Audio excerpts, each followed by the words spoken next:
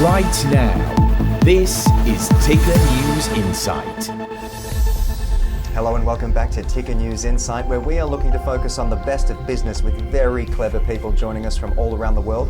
I'm your host, Mike Loder, and to our latest story. And my next guest was influenced by Aussie legend Steve Irwin as a child. Ethan Crawford promises to be the world-renowned purpose-driven glass artist and scuba diver who uses his art to support healthy coral reefs. With over 367,000 TikTok followers, Ethan raises eco-awareness and funds for coral restoration with a long-time dream to visit the Great Barrier Reef right here in Australia. It's my pleasure to welcome Ethan to the program. My friend, thank you so much for your time.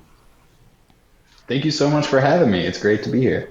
Now, glass blowing, of all things, it's a pretty unfamiliar art for a lot of people. Where are some of the places that you've studied glass blowing, and why do you like it so much? It's so different and unique. It's kind of funny. I kind of fell into it. I first started in college. They had a glass blowing course there, and I took one class and immediately changed my major to glass blowing just because it's something that I never really got exposure to. Like ceramics, you can play with clay. I like making things with my hands, so being able to make things with my hands without physically touching it with my hands. It's a fun little thing to do.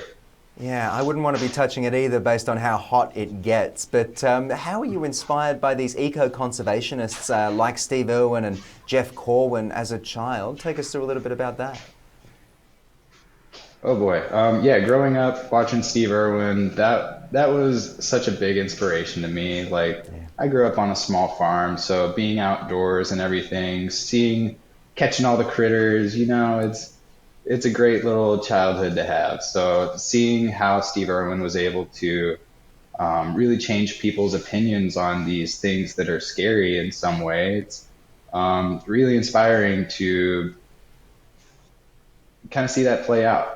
Yeah, actually, and be able to make some action of your own. It's awesome to see. So why did you choose coral reef awareness and I guess restoration as the focus of your art? It kind of comes back to growing up playing in the creek and finding coral fossils in my backyard. I grew up nowhere near the ocean, but finding these coral reef fossils kind of sparked the idea of my house was a coral reef at one point. And yeah, that just led to once I actually started diving, it just felt so natural. It felt so good to be in that environment. So I just want to do everything I can to help preserve that. My second time diving, I actually witnessed a lot of coral bleaching. And that was my moment of realization that like, yeah, this is real. This is something that is so out of sight, out of mind for so many people. But witnessing that firsthand was a really heartbreaking thing to see. Yeah, absolutely. I remember when I first heard the phrase and started to see the photos, how shocking it truly was. But as a scuba diver, are there things you can practice to help protect the coral reefs? You're down there sort of assessing and looking at things, but what can we do to actually assist in the health of reefs? Definitely. Using reef safe sunscreen is a really big part of that.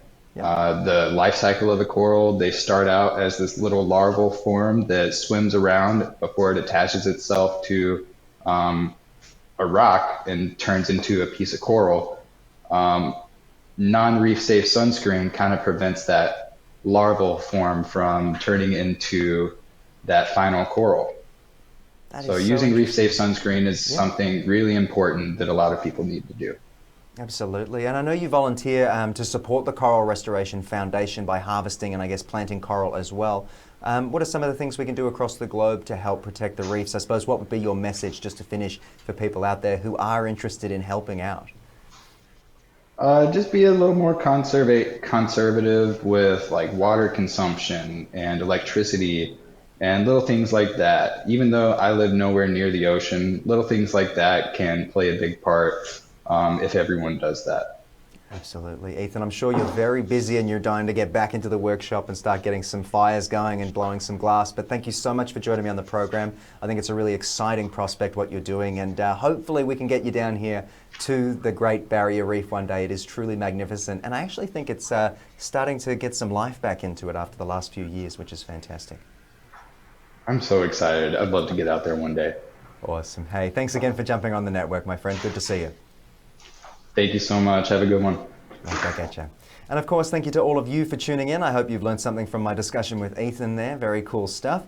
I've been your host, Mike Loader, and be sure to head to tickernews.co for more. I, of course, look forward to seeing you again very soon. Be well, stay safe, and remember to wear your reef-safe sunscreen. I didn't know that. Be well.